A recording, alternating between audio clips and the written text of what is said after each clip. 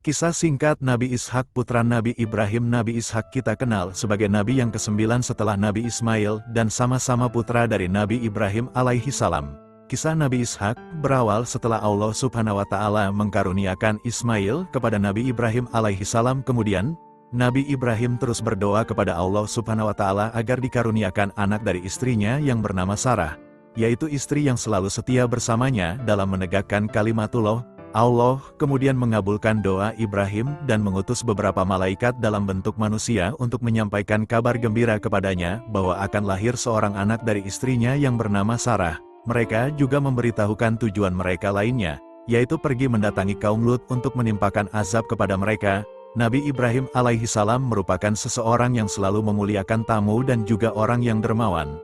Lalu, tidak lama kemudian, Nabi Ibrahim datang membawa anak sapi yang gemuk yang telah dipanggang serta menghidangkannya kepada mereka. Tetapi mereka tidak makan dan juga tidak minum jamuan yang telah dia hidangkan tersebut. Dengan kondisi seperti itu, Nabi Ibrahim merasa takut. Kemudian malaikat-malaikat tersebut menenangkannya dan segeralah mereka memberitahu kepada Nabi Ibrahim tentang diri mereka serta memberitahukan maksud dan tujuan mereka untuk menyampaikan kabar gembira kepadanya dengan akan adanya kelahiran seorang anak yang alim, berilmu. Sarah mendengar pembicaraan mereka. Lalu ia datang dan menghampiri dalam keadaan heran terhadap kabar gembira yang mereka sampaikan. Dia berpikir bahwa bagaimana dirinya bisa melahirkan sedangkan dia merupakan seorang wanita yang sudah tua dan mandul.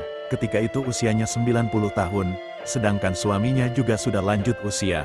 Lalu, mendengar pembicaraan tersebut, para malaikat berkata, "Demikianlah Tuhanmu memfirmankan, sesungguhnya Dialah yang maha bijaksana lagi maha mengetahui." Qs. Az-Zariyat 30. Mendengar berita tersebut, Nabi Ibrahim pun menjadi tenang dan berbahagia karena apa yang dinanti-nantikannya ternyata akan segera tiba. Kelahiran Nabi Ishak. Selang beberapa waktu, berita yang disampaikan oleh para malaikat menjadi kenyataan bagi Nabi Ibrahim. Istrinya, Sarah melahirkan seorang anak laki-laki yang kemudian diberi nama Ishak oleh Nabi Ibrahim. Pada saat itu, Nabi Ibrahim telah berumur 100 tahun. Lalu Ishak lahir 14 tahun setelah kelahiran Ismail.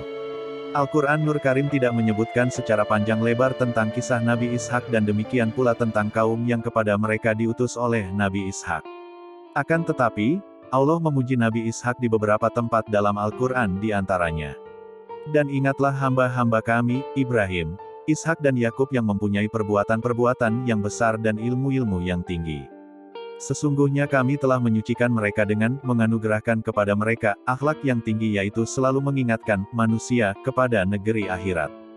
Dan sesungguhnya mereka pada sisi kami benar-benar termasuk orang-orang pilihan yang paling baik.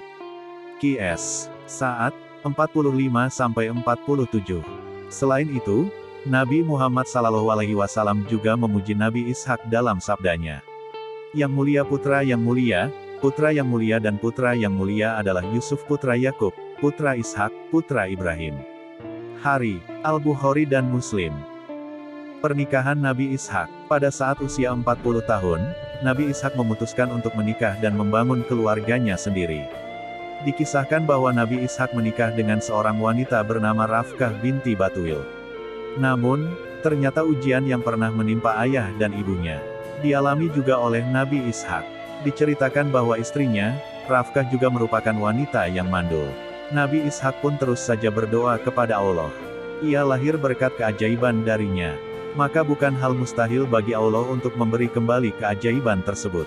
Nabi Ishak dan istrinya terus berdoa dengan harapan dan tawakal yang kuat. Setelah beberapa penantian panjang, keajaiban tersebut datang. Rafkah hamil dan ternyata Allah memberikan anak kembar. Anak tersebut diberi nama Ish atau Esau dan Yakub.